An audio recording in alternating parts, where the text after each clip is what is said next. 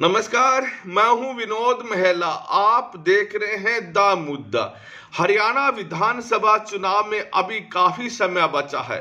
लोकसभा के चुनाव भी अगले साल मई के महीने में हो सकते हैं, लेकिन हरियाणा में गठबंधन को लेकर सियासत गर्म है।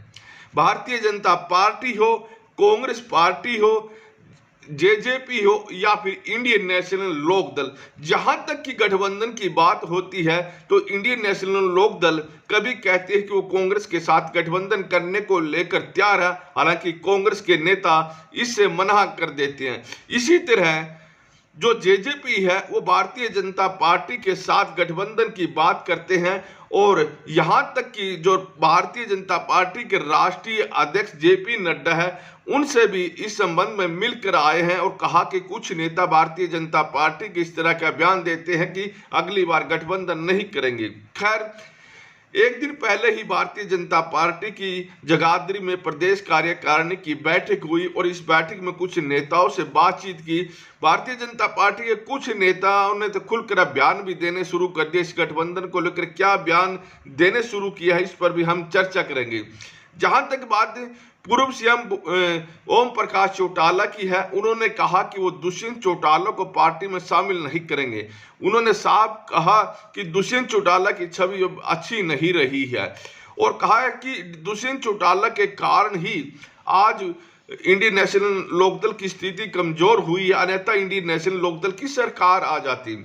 दुष्यंत चौटाला से भी इसके बारे में पूछा गया तो उन्होंने कहा कि वो इंडियन नेशनल लोकदल में कभी जाने वाले नहीं है। दूसरा, उन्होंने कहा कि उन्होंने बहुत सारे काम किए हैं और उनकी छवि बहुत बेहतर है। खैर, जो भारतीय जनता पार्टी के बड़े नेता कैप्टन अभिमन्यु है, पूर्व मंत्री है, उन्होंने भी कहा कि ऐसा कोई कारण नहीं बनता कि भारतीय जनता पार्टी अकेले दम पर चुनाव न लड़े। पहले भी उनकी पार्टी ने 2019 में लोकसभा और विधानसभा के चुनाव अकेले दम पर लड़े हैं। लोकसभा में 10 की 10 सीटें जीती और विधानसभा में दूसरी बार भी 40 सीटें उनकी पार्टी की आई है। यानी साफ संकेत है कि कैप्टन अभिमन्यु भी अकेले दम पर, यानी भारतीय जनता पार्टी अकेले दम पर चुनाव लड़े, यह चाहते हैं। चौधरी वीरेंद्र सिंह भी संदर्भ में बयान दे चुके हैं। जहां तक की बात करें तो ये लोग इस तरह के बयान क्यों दे रहे हैं, जबकि कई दूसरे बड़े नेता, चाहे मुख्यमंत्री हो, चाहे प्रदेश अध्यक्ष ओपी धनखड़ हो, इस तरह के बयान देने से बच रहे हैं।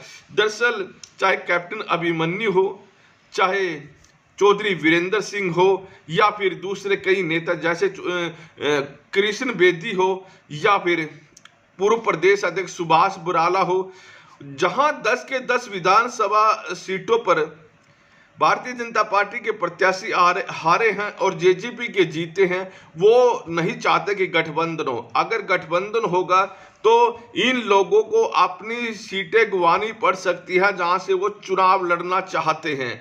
यानी कैप्टन अभिमन्यु नारनौंद से चुनाव लड़े थे पिछली बार और जेजेपी से हार गए थे। अगर गठबंधन होता है तो जेजेपी के खाते में यह सीट जाएगी।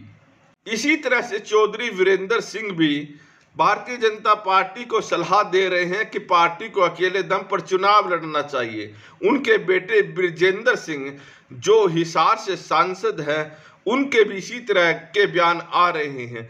दरअसल चौधरी वीरेंद्र सिंह की पत्नी उचाना से पिछली बार जेजेपी के प्रत्याशी दुष्यंत चौटाला से चुनाव हार गई थी। अगर गठबंधन होता है तो यह सीट दुष्यंत चौटाला की पार्टी के पास जाएगी, तो वो नहीं चाहेंगे कि चौधरी वीरेंद्र की जो पैतृक सीट है वो गठबंधन में जाए। इसलिए वो भी सलाह दे रहे हैं कि पार्टी को अकेले दम पर चुनाव लड़ना चाहिए। इन नेताओं का मानना है कि अगर जेजेपी के साथ गठबंधन होगा तो पार्टी को नुकसान होगा।